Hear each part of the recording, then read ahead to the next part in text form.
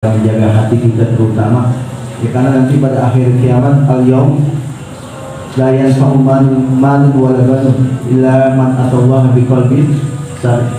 Ya, jadi nanti pada hari kiamat ini gak ada manfaatnya harta segala macam anak keturunan kecuali orang yang datang kepada Allah dengan qalbun salim, hati yang salim, yang bersih, yang para ulama mengatakan bahwa qalbun salim ini adalah hati yang bebas dari kesyirikan, bebas dari penyakit-penyakit hati. Yang mudah-mudahan Allah Subhanahu wa taala membersihkan hati kita terus dan kita berusaha semaksimal mungkin agar penyakit-penyakit hati ini ya dapat kita kikis, ya syukur-syukur bisa kita hilangkan dengan zikir-zikir yang kita baca. Mudah-mudahan penyakit-penyakit hati ini hilang dari diri kita. Amin ya rabbal alamin. Kemudian satu lagi بالحق والهادي إلى صراطك المستقيم وعلى آله حق قدره ومقداره العظيم. رب اشرح لي صدري ويسر لي أمري واحلل عقدة من لساني يفقهوا قولي. أما بعد,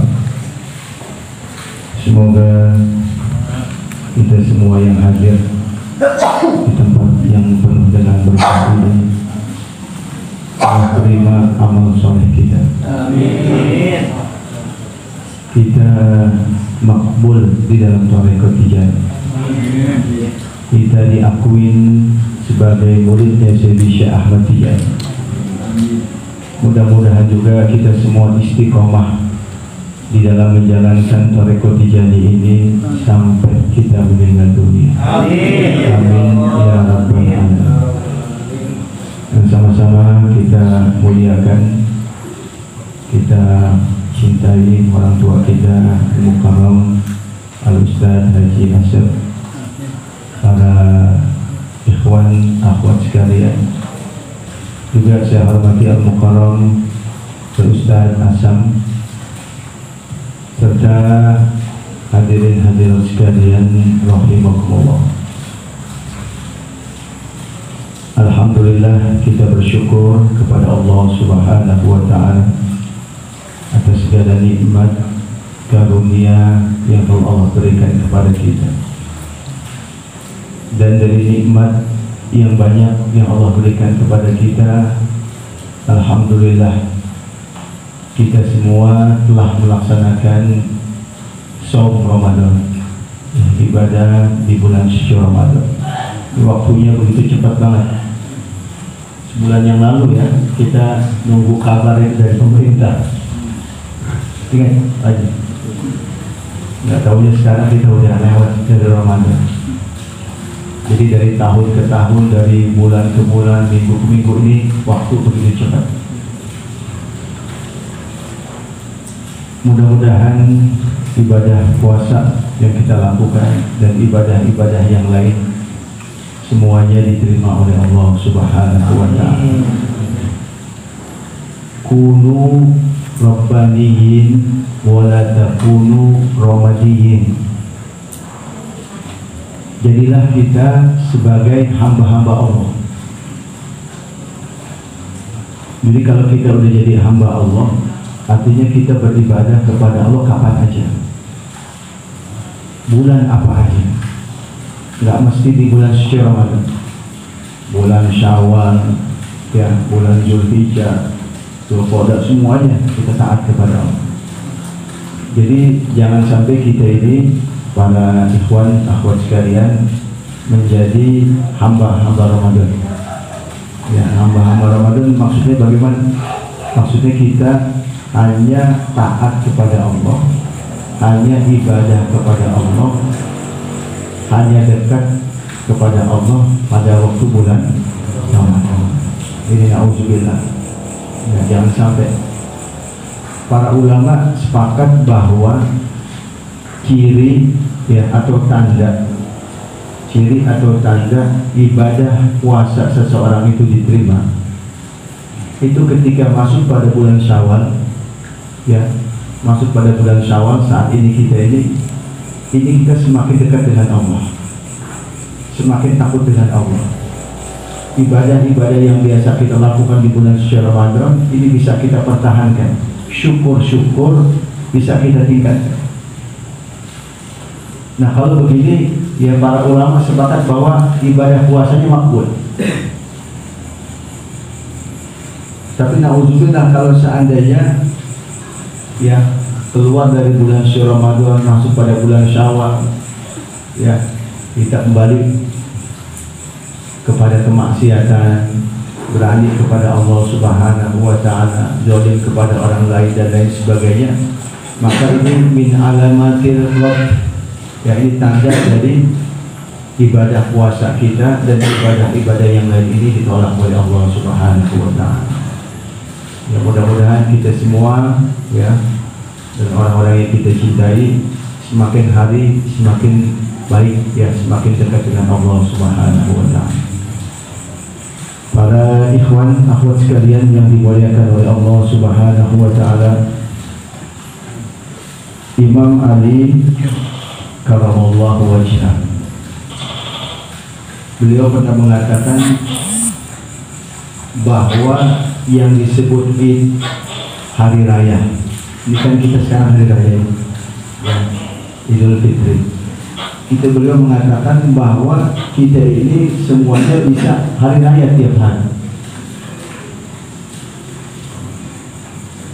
Al-yawm alladzi la ta'sillah wal id.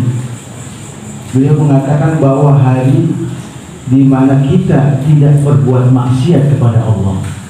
Jadi satu hari kita nggak maksiat kepada Allah, semuanya kita jaga. Pandangan kita, lisan kita, hati kita, tangan kita, kaki kita. Ini tangan sekarang ini Masya Allah, handphone ya. Ini bisa lebih bahaya ini handphone sekarang. Kita ketik-ketik aja itu bisa jadi menimbulkan dosa. Jadi beliau mengatakan, ya Imam Ali karamallahu wajhah, hari di mana kita tidak bermaksiat kepada Allah Subhanahu wa Ta'ala, itulah hari raya yang sesungguhnya. Masya Allah. Jadi kita bisa hari raya tiap hari juga. Apa artinya kita hari raya ya tapi kita isi dengan maksiat kepada Allah Subhanahu wa Ta'ala. Ya, jadi beliau mengatakan bahwa hari di mana kita bisa menjaga seluruh anggota tubuh kita, zahir kita, batin kita dari berbuat maksiat kepada Allah Subhanahu wa Ta'ala, kapan dan dimanapun kita berada, itulah hari raya yang sebenarnya. Karena yang namanya setan, iblis ini luar biasa, 24 jam. Ya selalu goda kita, ganggu kita biar kita ini maksiat. Makanya Hujatul Islam Al-Imam Abu Hamid Al-Ghazali, atau biasa kita kenal dengan Al-Imam Al-Ghazali, beliau mengatakan ada dua perkara, ya, dua perkara. Kalau dua perkara ini ada pada seseorang, na'udzubillah ada anak kita, itu benar-benar seseorang itu berada dalam musibah yang besar. Jadi dua perkara, kalau seandainya dua perkara ini ada pada diri seseorang, itu benar-benar dia berada dalam musibah yang besar. Boleh tahu belum? Yang pertama, idza kanatiz dzunub la tughfar. Kalau seandainya dosa-dosa kita ini tidak diampuni oleh Allah, ini musibah. Padahal kita kullu bani Adam khata'un. Setiap anak cucu Adam ini dia berpeluang, berpotensi melakukan kesalahan. Siapapun kecuali Nabi Muhammad SAW, beliau maksud. Wa khairu khata'ina at-tawwabun.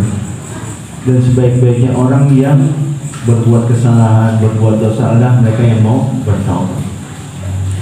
Kemudian guru kita Al-Qutbil Maktum Sayyiduna Ahmad bin Muhammad Al-Tijani, beliau mengatakan inna dzunuba fi hadzal zaman la yaqdiru 'ala al-insan al-intisal minha. Jadi dosa-dosa pada zaman saat ini, pada saat ini kita ini di zaman sekarang, akhir zaman ini sulit bagi seseorang siapapun dia ini menghindar dari dosa. Itu zamannya orang tua kita atau kakek kita ini nggak seperti sekarang. Ya, zaman dulu ini godaannya ya maksiat-maksiatnya nggak terlalu banyak, betul nggak? Zaman sekarang ini masya Allah, kita jalan di jalan raya misalnya, depan kita perempuan, masya Allah, ya pakaiannya luar biasa. Kemudian juga handphone di tangan kita, ya handphone ini bisa mendatangkan pahala, bisa juga mendatangkan dosa, tergantung kita. Kebuka nggak tahunya masya Allah, itu gambar-gambar yang tidak pantas, ya, yang menimbulkan syahwat dan maksiat kepada Allah. Jadi memang zaman sekarang ini sulit bagi kita ini untuk menghindar dari maksiat. Ya, beliau mengibaratkan, ya guru kita Al-Qutbil Maktub itu mengibaratkan seperti hujan lebat, kalmatul ghazir, seperti hujan lebat, hujan deras yang bisa kena, ya menciprati kita. Kita hati-hati ini kena juga. Makanya kita dianjurkan untuk memperbanyak amalan-amalan yang dapat menghapuskan dosa-dosa kita. Ya, salah satunya adalah sholawat Fatih. Ya, sholawat Fatih ini amrul ilahiyyun la madkhala fihi lil hukum. Jadi karunia Allah yang luar biasa, pemberian Allah yang luar biasa, yang nggak bisa dicerna sama akal. Akal ini nggak masuk, nggak nyampe. Bahkan ada amalan juga, ya seperti yang biasa guru kita, ya Al-Qutbil Maktub mengamalkan, itu ada doa Yaman Azharajani. Hafal semua tuh ya? Hah? Yang belum hafal usahakan hafal dan dibaca. Ini amalnya luar biasa. Ini amalnya ini di atas hizib saib. Ya, di atas hizib saib. Ya man azharal jamil wa satara qabi wa lam yu'akhir ya sami'a kulli najwa wa ya muntaha kulli syaqwa wa ya karimas safi wa ya aziman manni wa ya mukilal atharat wa ya mubtadi'an, ada mubtadi'an, ada mubdi'an, dua-duanya benar, yang salah yang nggak baca. Mubtadi'an bin ni'ami qabla istiqaqiha ya Rabbi wa ya Sayyidi wa ya Maulaya wa ya ghayata rabbati, ya as'aluka alla tusyawwiha khilqati bi bala'id dunya wa la bi adabillah. Ini doanya pendek aja dari awal, ya itu pujian kepada Allah. Ya man azharu, itu pujian semua. Kalau kita tahu artinya, kita baca malah itu nangis. Ya makanya di samping kita hafal juga usahakan untuk mengerti maknanya. Karena beda orang yang ngerti, orang yang tahu artinya dengan yang tidak. Harus kita usahakan itu tahu juga artinya. Nah doanya itu as'aluka alla tusyawwiya khilqati bi bala'id dunya wa la bi adzabi. Ini aja doa. Yang lain pujian kepada Allah. Ini doa dari Allah langsung. Ya, doa yang Madadul Jamil ini dalam kitab Al-Mustadrak, kemudian juga di Jawahirul Ma'ani juga dijelaskan, di kitab Rimah juga dijelaskan bahwa ini doa yang Madadul Jamil bukan doa dari manusia, tapi dari Allah langsung. Dari Allah berikan kepada malaikat Jibril, ya, kemudian diminta disuruh sampaikan kepada Nabi Muhammad SAW. Nah, sampai kepada guru kita, sampai kepada ulama-ulama, ke guru kita, sampai kepada kita semua. Nah, ini usahakan antum mengamalkan ini. Ini doa yang luar biasa. Ini salah satu fadilahnya, ya, salah satu keutamaannya. Karena Nabi Muhammad juga tanya, ketika malaikat Jibril datang menemui Nabi Muhammad, ya, kata malaikat Jibril, wahai Muhammad, Allah memberikan salam kepadamu. Ya, kemudian dia waalaikumsalam warahmatullahi wabarakatuh. Kemudian aku akan memberikan hadiah dari Allah, ya hadiah. Hadiahnya apa? Hadiahnya itu Yaman Azharajani. Kemudian Nabi Muhammad tanya, fadilahnya apa? Ya, keutamaannya apa? Jadi wajar juga kalau kita misalnya nanya, ya ada amal, fadilahnya apa? Karena Nabi Muhammad juga nanya, ya, keutamanya apa fadilah. Jadi kalau dalam kacamata orang-orang tasawuf, ya, kita mengetahui fadilah atau keutamaan suatu amalan, ini jangan sampai ganggu niat kita. Jadi cukup itu sebagai pengetahuan kita aja. Jangan masuk ke dalam hati, karena nanti bisa mengganggu niat kita. Nyambung nggak? Misalnya kita mengetahui salah satu fadilah sholat duha. Sholat duha itu salah satu fadilahnya apa? Urusan dunia, rezeki, urusan ekonomi. Itu biarin, kita tahu sholat duha, ya ini fadilahnya untuk urusan dunia, urusan rezeki. Tapi jangan sampai ketika kita mau sholat, niat kita dunia. Jadi biarkan ini sebagai pengetahuan aja. Niatnya harus karena Allah. Nyambung ya?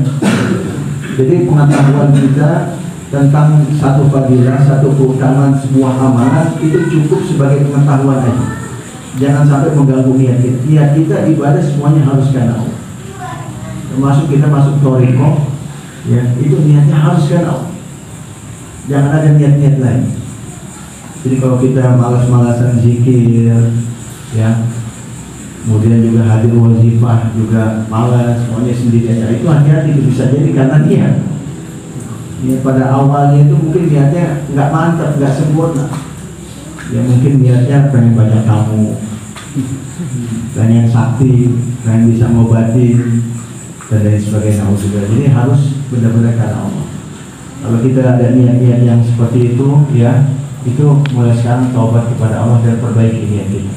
Jadi masuk dalam thariqah benar-benar karena Allah. Kalau udah karena Allah, semuanya pasti ada. Ya, karena Allah tahu semuanya. Makanya dalam satu hadis, ya ini termasuk hadis yang mukhif. Mukhif ini hadis yang menakutkan.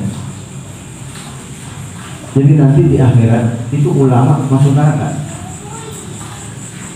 Orang kaya yang dermawan itu masuk neraka juga. Kemudian orang yang jihad fisabilillah itu masuk neraka. Gara-gara apa? Gara-gara gak ikhlas. Ini hadisnya hadis sahih. Jadi orang yang alim, ulama, ketika Allah masukkan ke dalam neraka, mereka protes. Ya Allah, aku waktu di dunia ini mengamalkan ilmuku, mengajari umatmu, hamba-hambamu ini untuk dekat kepadamu. Dan itu aku lakukan karena Engkau ya Allah. Apa kata Allah? Kadzabta, bohong loh. Bohong. Kamu ngajarin manusia segala macam itu untuk memperkaya diri, untuk dunia. Neraka teman. Baru dengar ya? Ini hadis mukhif memang. Makanya saya jarang ini nggak pernah mungkin ya, karena biar kita ini lebih hati-hati. Itu ulama begitu. Kalau niatnya buat dunia segala macam biar jamaahnya banyak, termasuk dia ya. Misalnya dia ngaji biar jamaah saya banyak, biar ini saya, itu bahaya. Niatnya harus karena Allah. Itu penyakit pada jamaah sekarang. Kalau udah karena Allah maka insya Allah semuanya akan jadi. Itu satu ulama. Kemudian orang kaya begitu juga. Ya, orang kaya itu protes ketika Allah masukkan ke dalam neraka. Ya Allah, kenapa Engkau masukkan aku ke dalam neraka? Aku adalah orang yang dermawan, ya sering bantu hamba-hambamu yang kesulitan. Aku kasih makan, kasih pakaian dan lain sebagainya. Dan itu aku lakukan karena Engkau.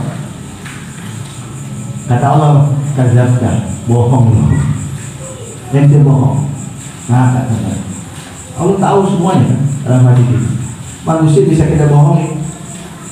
Ya, mertua kita, orang tua kita, guru kita, ya bisa dibohong, dan Allah nggak bisa. Allah tahu semuanya yang ada di hati kita. Nah, orang yang jihad fisabilillah juga begitu, masuk neraka. Mereka protes kepada Allah, ya Allah kenapa Kau masukkan aku dalam neraka? Aku adalah orang yang berjuang di jalanmu, biar agamamu ini tegak ya Allah. Dan itu aku lakukan karena Engkau semata-mata.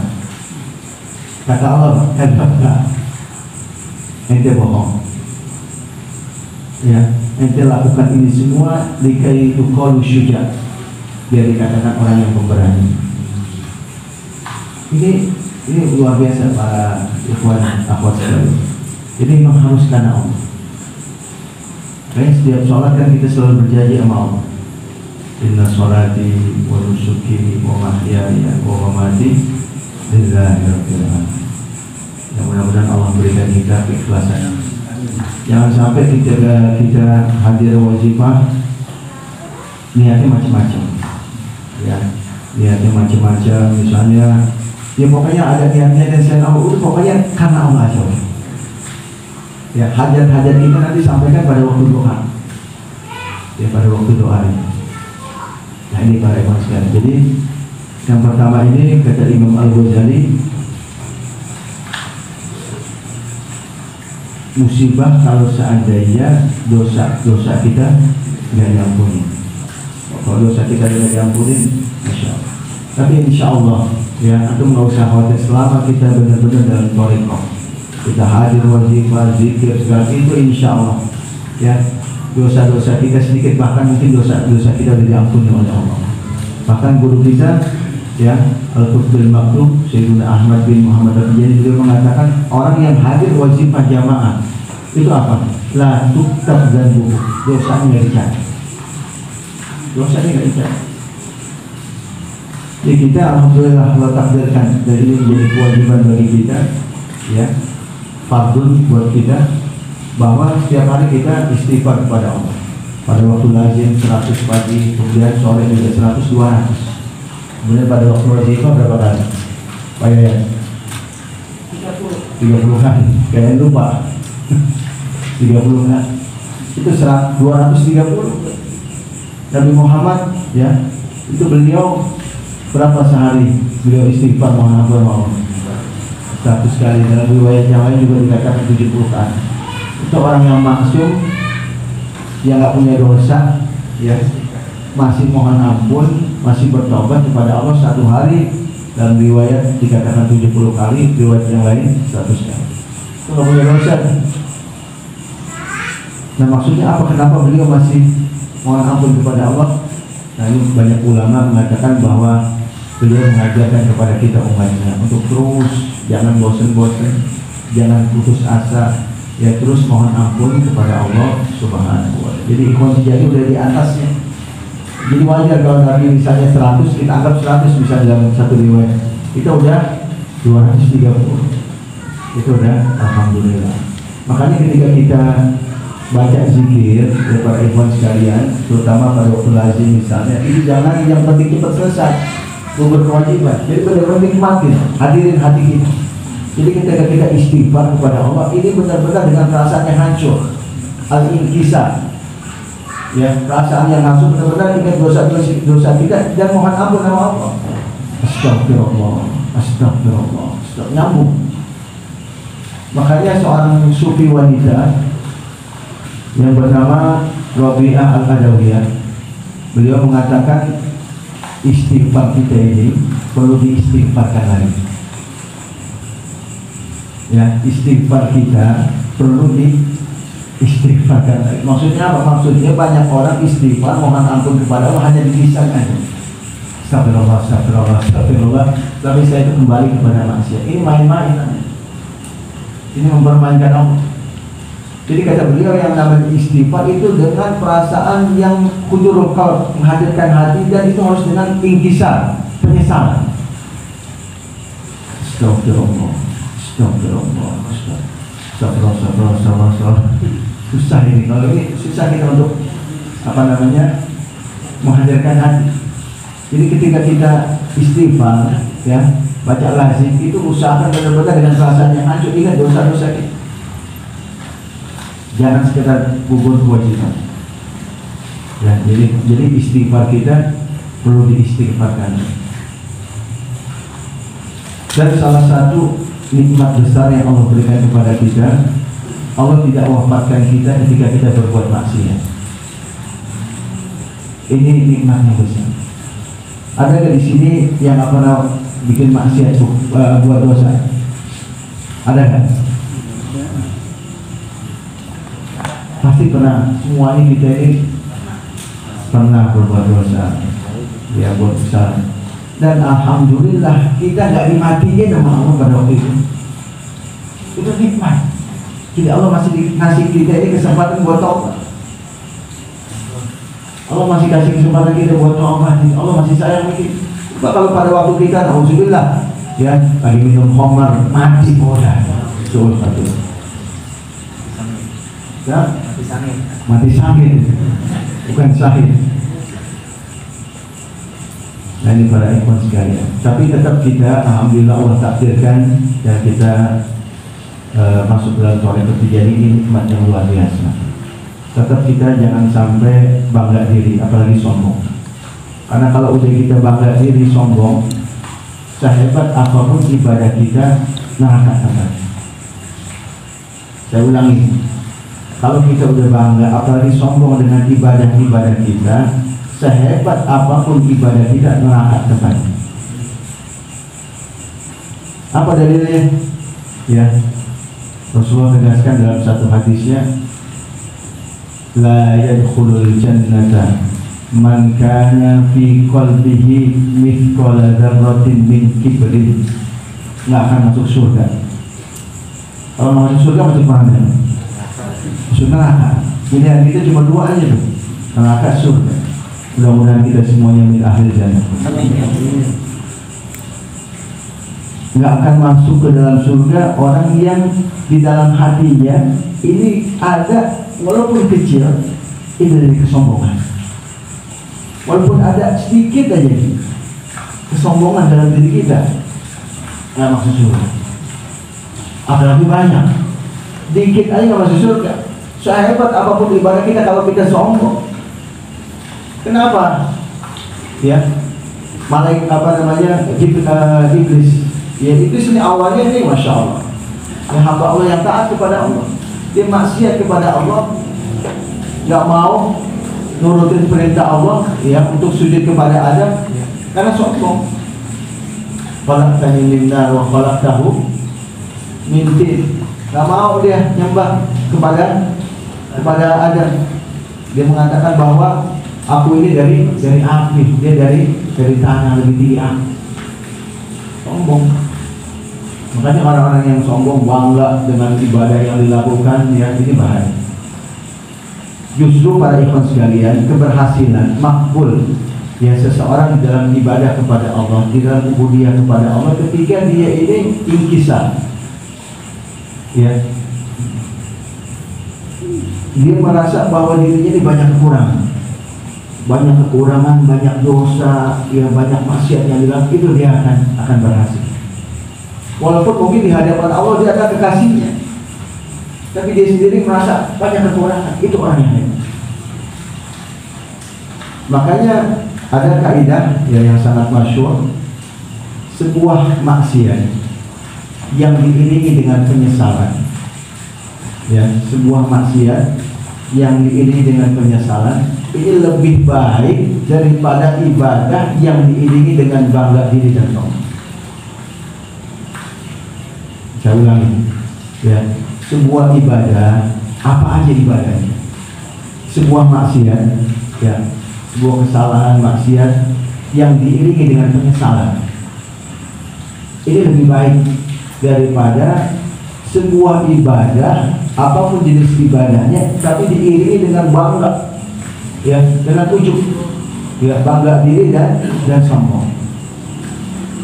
Orang kalau dia melakukan kesalahan, berbuat dosa tapi diiringi dengan penyesalan, itu taubat.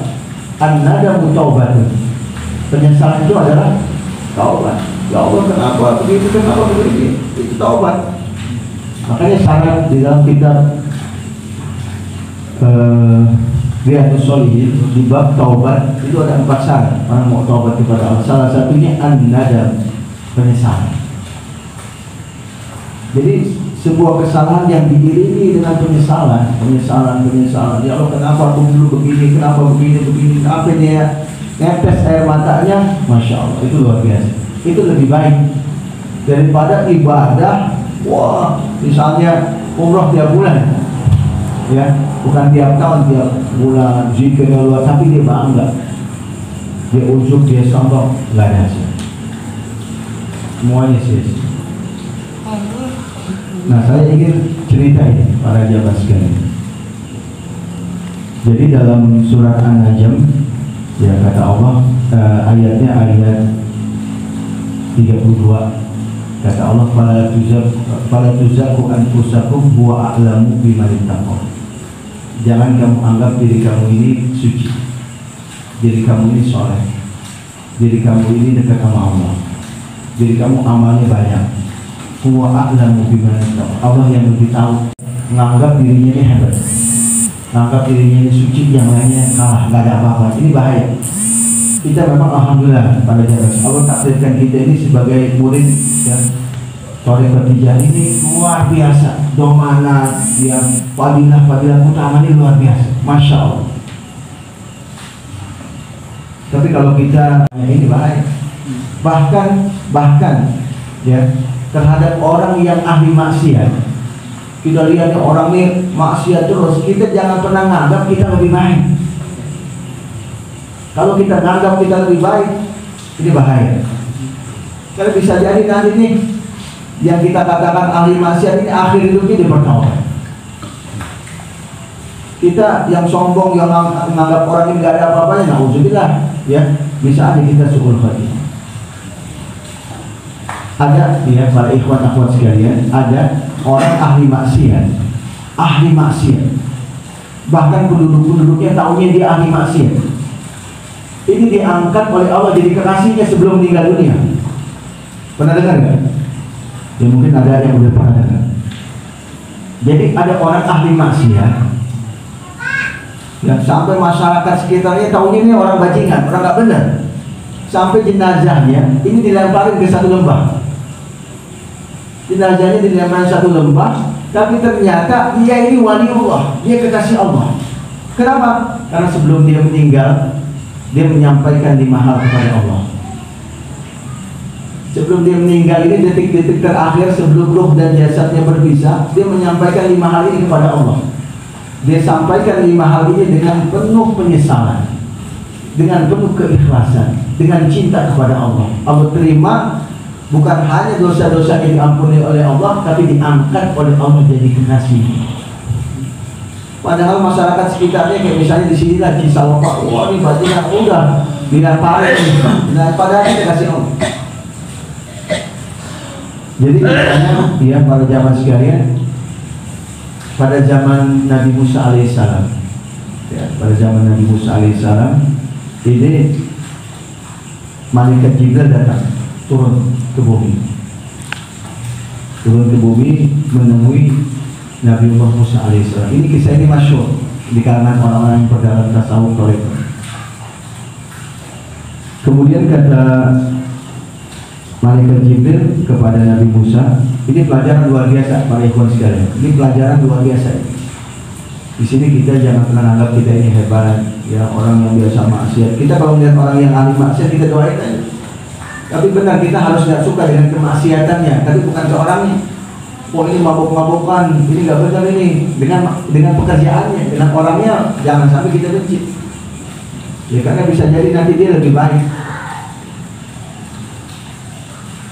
Malaikat Jibril datang kepada Nabi Musa, turun kepada Nabi Musa, bilang kepada Nabi Musa, wahai Musa, di satu tempat, ya, di satu tempat itu ada kekasih Allah meninggal dunia, ada waliullah meninggal dunia.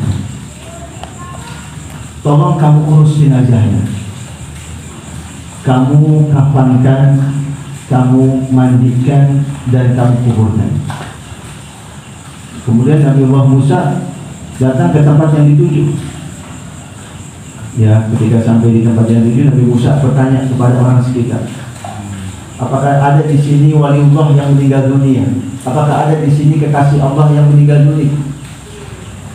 Kemudian orang-orang serempak kompak jawab, nggak ada kekasih Allah yang meninggal dunia. Ada satu orang tapi bukan kekasih Allah, dia bajingan, dia ahli maksiat.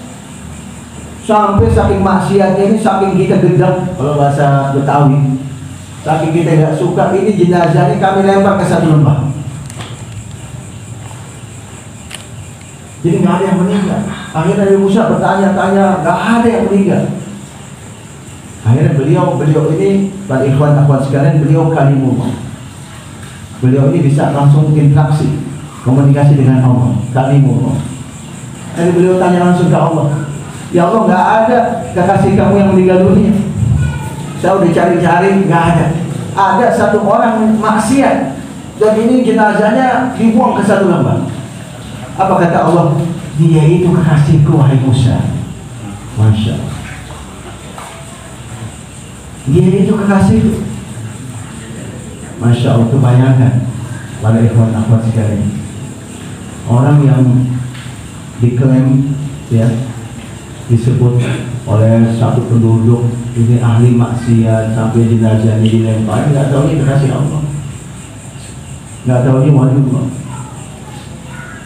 Itu dia kekasihku, wahai Musa. Kalau kamu urus jenazahnya. Nah, sebelum diurus jenazahnya, Nabi Musa nanya, ya Allah, kok bisa ini? Nah, ini penting nih pada jamaah, ini luar biasa ya. Kok bisa? Ya, orang yang ahli maksiat ini engkau jadikan sebagai kekasihmu. Dan itu juga sebelum dia meninggal dunia. Kalau lama-lama sih mungkin ini sebelum meninggal dunia. Mungkin berapa menit gitu sebelum meninggal dunia, ruh dan jasadnya berpisah, dia menyampaikan 5 hal ini. 5 hal ini disampaikan bukan hanya di lisan aja, bukan hanya lipstick lip service ya, tapi benar-benar dari keikhlasan, kemudian dari penyesalan dan dari cinta kepada Allah. Benar Musa, ya ini ahli maksiat, ini nggak benar, tapi dia adalah kekasihku. Sebelum dia meninggal dunia, dia sampaikan 5 hal ini kepada Allah dengan penuh keikhlasan, cinta dan penyesalan. Apa aja 5 hal ini? Yang pertama, ya kata orang ahli maksiat ini yang diangkat oleh Allah sebagai kasih. Allahumma innaka ta'lam annani uhibbus sholihin walastu minhum. Masya Allah. Ya Allah, engkau mengetahui aku ini cinta kepada orang-orang soleh. Allah tahu. Ya, aku cinta, aku demen, aku suka sama orang-orang yang taat kepadamu, orang-orang yang soleh aku taat. Walastu minhum, dan aku bukan bagian dari mereka. Masya Allah. Nggak seperti kita zaman sekarang, cinta kepada orang-orang yang soleh, orang yang taat, tapi saya yang paling baik di antara mereka. Na'udzubillah. Jadi cinta kepada orang soleh, tapi saya bukan bagian ini. Allah, saya ini kotor, enggak, bukan bagian ini dari mereka. Walastu minhum. Masya Allah. Jadi merasa benar-benar hancur, dia kotor, saya kotor. Ini yang pertama. Kemudian yang kedua, Allahumma innaka ta'lam anni ubghidul fusaqa wal fujjara wal usad wa inni minhum. Ya Allah, engkau mengetahui aku ini gak suka, aku ini benci kepada orang-orang fasik, orang-orang yang berbuat maksiat kepada engkau. Yang aku benci, dan aku bagian dari mereka. Aku bagian dari mereka. Jadi hatinya ini gak suka, benci pada orang-orang yang berbuat zalim, berbuat kerusakan, berbuat maksiat. Dan dia sadar, saya bagian dari mereka ini. Ada penyesalan. Ini yang kedua. Kemudian yang ketiga, ini pelajaran luar biasa para jamaah sekalian. Yang ketiga, Allahumma in kana dukhuli al-jannata yunkisu min azamatika syai' fala uriduha. Ya Allah, kalau seandainya masuknya aku ke dalam surga-Mu, ya kalau Engkau masukkan aku ke dalam surga-Mu, ini mengurangi keagungan-Mu ya Allah, mengurangi keperkasaanmu, kekuasaanmu ya Allah. Aku gak mau masuk surga. Biarin, tidak usah masuk surga. Itu cinta kepada Allah. Luar biasa. Padahal orang ini ibadah kepada Allah itu gak ada urusan sama Allah, gak pengaruh buat Allah. Orang mau maksiat sama Allah gak pengaruh buat Allah. Jangankan satu orang, seluruh dunia ini manusia semuanya ini yang ada di Indonesia seluruhnya di muka bumi ini maksiat kepada Allah, nggak pengaruh buat Allah, nggak pengaruh. Atau sebaliknya semuanya taat kepada Allah, nggak ada pengaruh juga buat Allah. Kekuasaan Allah naik turun, enggak, tetap kekuasaan Allah. Ketika seorang ibadah kepada Allah, itu hakikatnya kembali kepada Dia. Dan ketika seorang maksiat kepada Allah, itu kembali kepada Dia. Ini buat kita ini. Tapi dia katakan ini karena cinta. Kalau seandainya aku masuk surga ini ngurangin ya Allah keagunganmu, jangan masukin aku ke surga. Yang keempat, Allahumma in kana dukhulina yuzidu fi azamatika wa adkhilni fiha. Ya Allah, kalau seandainya masuknya aku ke dalam neraka ini nambah keagunganmu, masukin aku ke dalam neraka. Masya Allah, luar biasa. Cinta kepada Allah, masih cinta nih. Kalau Allah ntar turun naik kekuasaannya nambah, ini aku nggak mau. Cinta kepada Allah, karena nggak pengaruh. Nah, yang terakhir, para ibu sekalian, Allahumma in lam tarhamni fala rahima li siwa. Ya Allah, kalau Engkau tidak merahmati aku ya Allah, Engkau tidak mengasihani aku ya Allah, tidak ada belas kasihan-Mu, maka tidak ada satupun yang bisa merahmati aku kecuali Engkau. Tidak ada yang bisa mengasihani aku ya kecuali Engkau. Ini benar-benar mengharap cinta ikhlas itu pada Allah. Nah, 5 hal inilah para ikhwan akhwat sekalian, orang yang ahli maksiat, yang masyarakat sekitarnya tahu ya ini orang bejat sampai jenazahnya dilempar ke satu lembah, ternyata adalah kekasih Allah Subhanahu wa Ta'ala. Ya, mudah-mudahan dari kisah ini ya kita semakin hati-hati ya, menjaga lisan kita, menjaga hati kita terutama ya, karena nanti pada akhir kiamat al-yaum la yanfa'u malun wala banun illa man atallaha biqalbin salim. Ya, jadi nanti pada hari kiamat ini gak ada manfaatnya harta segala macam anak keturunan kecuali orang yang datang kepada Allah dengan qalbun salim, hati yang salim, yang bersih. Yang para ulama mengatakan bahwa qalbun salim ini adalah hati yang bebas dari kesyirikan, bebas dari penyakit-penyakit hati. Ya, mudah-mudahan Allah Subhanahu wa Ta'ala membersihkan hati kita terus, dan kita berusaha semaksimal mungkin agar penyakit-penyakit hati ini ya dapat kita kikis ya, syukur-syukur bisa kita hilangkan ya, dengan zikir-zikir yang kita baca. Mudah-mudahan penyakit-penyakit hati ini hilang dari diri kita. Amin ya rabbal alamin. Kemudian satu lagi ya, kata Imam Al-Ghazali, 2 hal, 2 perkara kalau seandainya ini ada pada diri manusia benar-benar berada dalam musibah besar. Tadi kalau seandainya dosa-dosa tidak diampuni, idza kanatil dzunub la tughfar. Yang kedua, idza kanatil a'mal la tuqbal.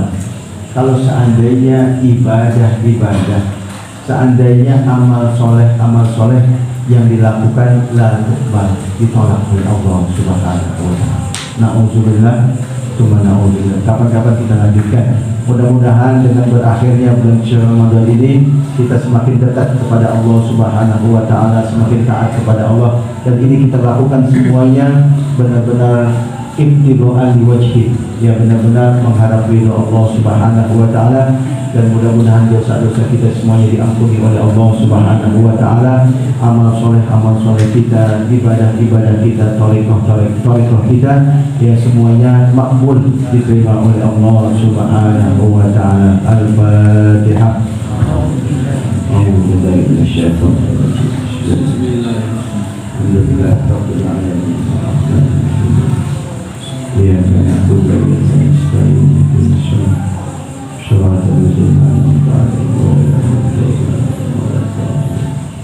Sebelum kita akhiri, mungkin ada yang ingin bertanya. Silakan.